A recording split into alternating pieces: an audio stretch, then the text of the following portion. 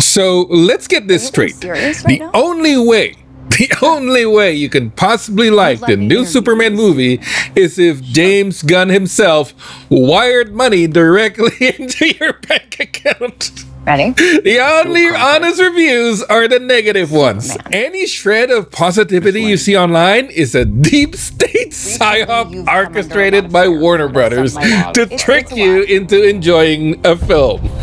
A normal film on a summer break that goes to an early screening and people walks out smiling, paid shills. Every last one of them. Their 10-year-old is on the payroll, the dog is on the payroll, the popcorn they bought was a tax write-off. This is where we are. This is the level of brainworm infestation that we have reached.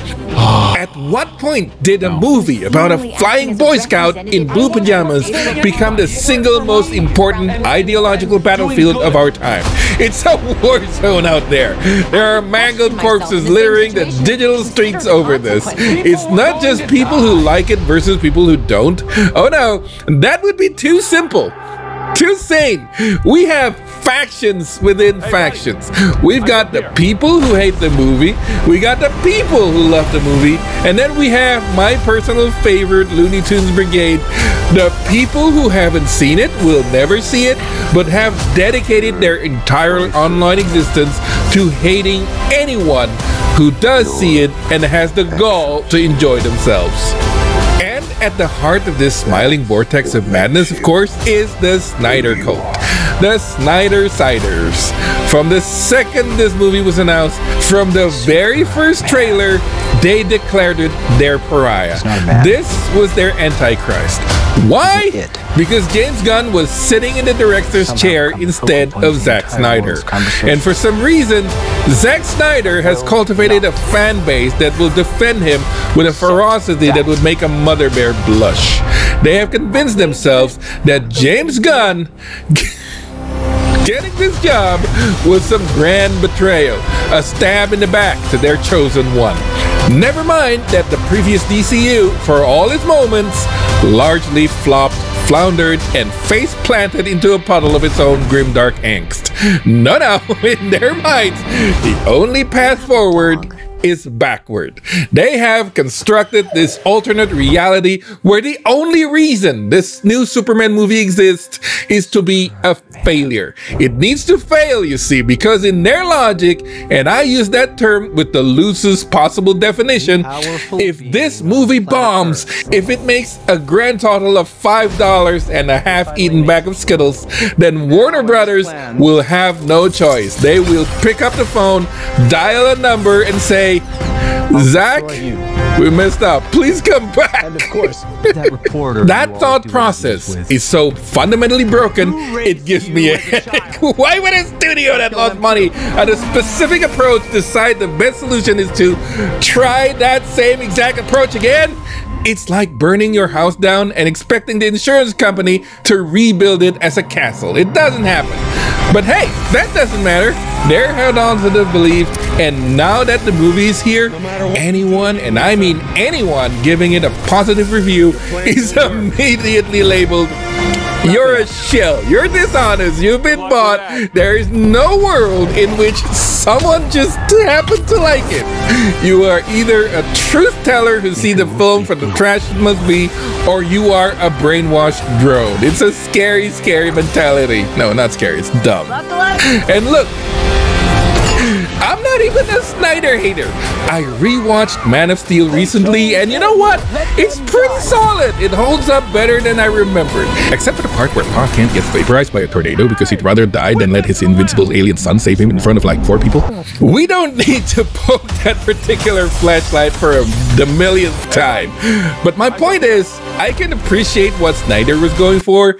His whole vibe is the deconstructionist operatic gravitas. Save Martha! He wants to explore the psychological burden of being a hero, the moral complexities of power. It's all chiaroscuro lighting and Wagnerian music and a sense of mythic inevitability. It's a choice. It's a valid artistic choice. And James Gunn's style, it's the polar opposite. His entire brand is humanist. It's character-driven storytelling, irreverent humor, emotional resonance, you know, the kind of stuff Marvel is great at. He prioritizes individual arcs over some grand overarching mythos. He did it with the Guardians, he did it with the Self-Unaliving Squad. It's also a choice, a valid artistic choice. This shouldn't be a holy war. This is like two groups of people screaming at each other about whether vanilla or chocolate is the one true ice cream, while completely ignoring the fact that the ice cream truck is on fire and owned by a massive hedge fund that doesn't care what flavor you like as long as you pay for it. But it gets worse, because it's not just the Snyder side. Oh no, the Colosseum has another gladiator. It's the people who have decided that if you don't like this movie, you are morally wrong. You are a bad person. They are propping this film up as if it's some kind of ethical barometer. If you walk out of that theater and say, it wasn't for me, you are on the wrong side of history. You're a scoundrel, a never-do-well, and you ever be your tainted soul to the world. I'm sorry, what? It's a movie! It's a 2-hour and change product designed to sell tickets and lunchboxes and build a franchise that makes $1 billion. Or billions of dollars. Attaching your personal ethics to whether or not you enjoyed it is just as unhinged as believing anyone who liked it is a paid shill. And it leads to this equally toxic assumption that anyone who disliked the film must be a Snyder cultist. That's just not true. It's entirely possible for a person to exist who didn't like the Snyder Superman and doesn't like the Gunn Superman. It's allowed. There's no law against it. And now, just to complete the trifecta of insanity, a new talking point has entered the Thunderdome. The movie is too woke. My actions. Superman is woke. Why? Because the movie is apparently about immigration. I don't know where to start on this one. They're angry. They are literally angry that the movie acknowledged the foundational premise of the character. Goddamn Superman is out there lecturing us on immigration. It's all about politics now. My brother in Christ is literally an immigrant. That's his origin story. He's a refugee from a dead planet, sent to Earth by his parents for a better life. He's the ultimate immigrant allegory. This isn't some new woke reinterpretation from 2025. This has been the core of the character since he was created in 1938 during the Great Depression as a champion for the oppressed, fighting the corrupt politician and greedy corporate magnates. Complaining that Superman is too woke for touching on immigration is like complaining that water is woke for being wet. It's the fundamental concept. Gunn saying that he's framing Superman as an extraterrestrial immigrant isn't a radical political statement. It's just reading the first page of the comic book. He's not a man. This is the ideological knot that we've tied ourselves in. A tension between directorial vision and franchise identity that has completely fractured the audience. You can even see it in the numbers. Snyder's Batman v Superman opens to a massive 133.7 million, but bleeds audience over time. Meanwhile, James Gunn's Self-Unaliving Squad opens to a comparatively tiny 26.5 million. And I'm still gonna call it self-unaliving because people are annoyed because people use the word self-unaliving or unalive. And because of that, I'm gonna keep using it. Anyway, that movie has a better long-term audience retention and critical reception. The data shows that younger audience, 18 to 34, vibing more with Gunn's accessible character-first approach, while older demographics stuck with Snyder's darker thematic depths. These aren't just opinions. They are measurable schisms within the audience group. And the fan bases are acting like rival street gangs from the 1950s, but instead of switchblades, they're weaponizing Rotten Tomato scores and trailers view to like ratios. The source, I mean, the discourse, shows that sentiment on platforms like Reddit on YouTube is completely different. There's like 1.26 to 1 disparity in negative to positive sentiment on some platforms. People are literally fighting a war with metrics. You know how it is. There's a way to lie with statistics. So it's not about the films anymore. It's about which faction can manipulate the perception of success better. And the whole thing is amplified by the institutions. Trade publications frame Gunn's takeover as a reboot, a stabilizing force, while framing Snyder's work as divisive and polarizing. This isn't neutral language. It shapes narratives. It contributes to the formation of these distinct fan identities. One for Gunn's populist ethos, the other for Snyder's maximalist philosophy. And in the middle of it all is Superman, a character who is supposed to represent hope. And all we can do is use him as a proxy for our own societal fractures. A survey shows that 60% of Snyder's fans rejected the so-called woke framing of Gunn's movie. Meanwhile, another study shows that 62% of professional critics embrace the immigration themes compared to only 38% positive audience reception on those same themes. It's a perfect microcosm of the elite versus populace, red versus blue.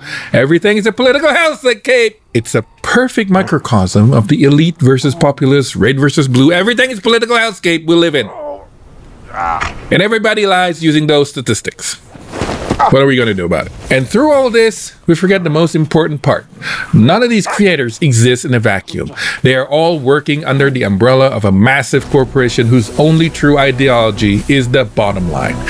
Both Snyder and Gunn, for all their author-driven visions, are ultimately at odds with studio mandates that favor market-tested formulas and brand alignment. This entire fan war, this ideological crusade, is happening in the shadow of a boardroom that is trying to figure out how to sell the most happy meals. So where does that leave us? Leaves us here, in a state of complete and utter pandemonium over a comic book movie. A movie that I haven't even seen yet. I'm going in tomorrow hoping it's good. I want it to be good. I don't go into a cinema hoping for a 2-hour train wreck, but I find it genuinely sad and concerning that for some people, their entire personality, their entire mental well-being seems to depend on this movie failing. So, to be so pathetic that anyone who likes it is just an enemy, that's just rough, dude. I think it's possible, just maybe, that not every single person who likes this movie was on James Gunn payroll. It's an absolutely delusional, almost gang-stalking level perspective to think otherwise. It's not crazy to imagine someone watched the movie, liked it, and then immediately tweeted about it. What is crazy is to believe that the only true honest perspective is that the movie sucks. A conclusion they reach before they even saw it because they simply wanted to be bad. This other whole thing is just exhausting. The level of hate and anger and frustration has reached a pitch that I would have never ever guessed. It's just a movie. It's just a guy who could fly. Am I the only one who sees this? Does the sheer absurdity of this entire situation make anyone else's brain itch? Like, no, I need to know. Seriously, sound off in the comments because I need to know if I'm not just shouting into the void here. And hey, if you're into this particular brand of brain-melting analysis, you know what to do. Do all the good YouTube things. Hit like, subscribe so you don't miss the next meltdown, ring the bell, all the good stuff. And I think I'm gonna lie down now. My head hurts. See ya.